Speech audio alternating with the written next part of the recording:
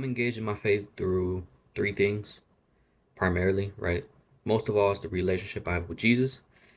Um, but I engage in it with three things, which is prayer, the Bible, and signs. Prayer, I use prayer as my way as asking, as for speaking, talking to God. I use the Bible to listen. I purely listen. I don't put my comments on it. I just listen. I read, I take, I listen. I learn from it.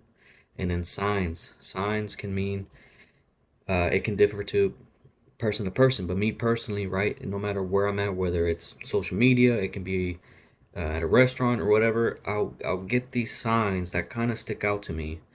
And I won't say nothing because I'm the only one that gets them. But it might be like I'll ask a question or I'll ask for something, and in return I get a sign, and it either makes me look into something inside the Bible, or maybe I'll follow up with a prayer, or sometimes I'll just straight up get my answer, and it'll click to me. So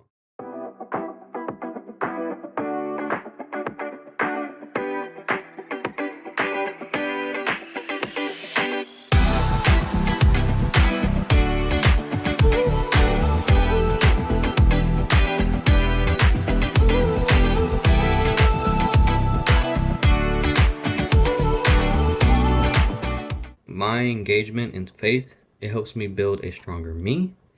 It helps me build stronger relationships with other people. I get to set my boundaries, like, my morals, my faith. But more importantly, most importantly, it helps me build a strong relationship with Jesus. I've noticed the more prayers I do, the more I study the Bible, the more signs I see. Um,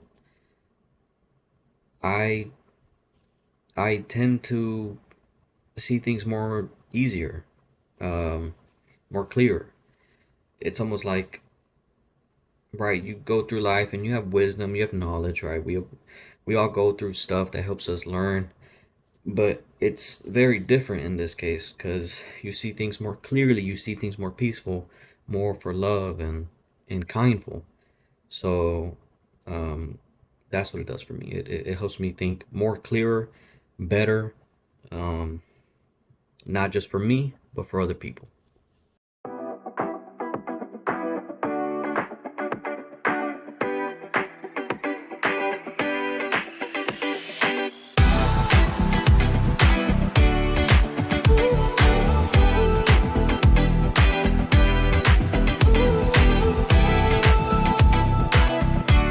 What challenges do you face? Fear. I challenge fear. I and it's not a fear of somebody. It's not a fear of, I only fear God. That's it. But sometimes I have a fear of of uh of acting wrong, of giving wrong wisdom, wrong knowledge to people that ask or are in need. And a good example of this, right? There's a book I read. I think his name is Kyle Idleman, I think, and it's called Aha. Because everyone has an aha moment. It's like, aha, I got it. um, it was a student edition, I believe that. I read this book, and Kyle did a fantastic job um, going into the Bible, certain stories, and explaining how people have these aha moments. No matter what your situation, what situation you're in. Um, and on one of the chapters, which was my personal favorite because it spoke to me the most, was right there's a book in the Bible. There's a chapter where it talks about a father that has two sons. One son goes away. He parties. He goes out. He does his own thing. And the other son stays with his father. He helps his father out. He does everything for his father. He never disobeyed him. Nothing like that. Um, but when it came time for one of the son that went away to go party and do whatever he wanted, when he came back to the father reacted in a way with open arms and love. And he he didn't he didn't say, where were you? He didn't say, what were you doing? How could you do this to me? Why could you leave me? He simply embraced them with open arms. He gave them the best clothing. He said, kill the best, fattest lamb for him. We're gonna celebrate. We're gonna throw a party. My son is back.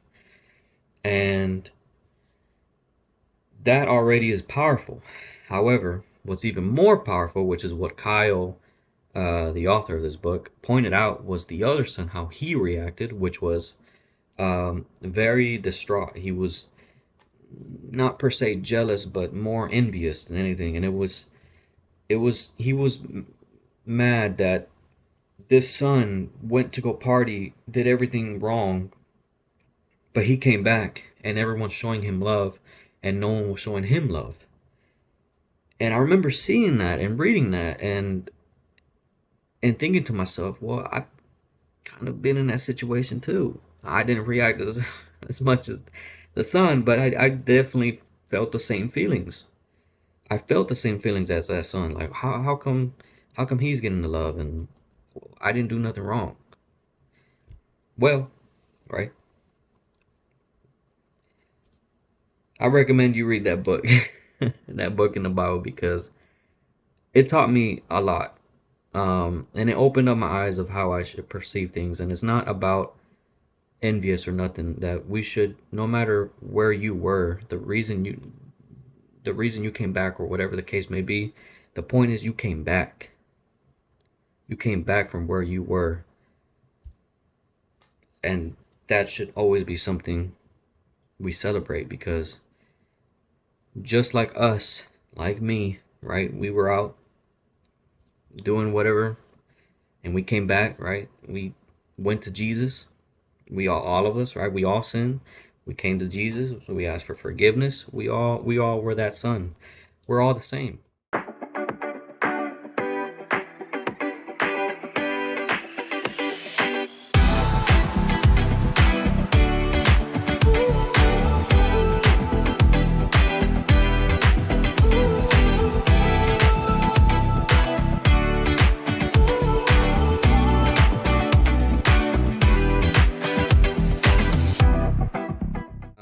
What keeps you faithful? Results. Results is what keeps me faithful. And it's not just me. My loved ones, my siblings, my friends, they've all seen results of their own. They've all seen success. We've all been through hard times. And it's just results, because like I said, right, me personally, I didn't live an easy childhood just like many others. However, I was one of the lucky ones that took that, made it into knowledge, wisdom, and I decided to help other people with what I know, what I can, right?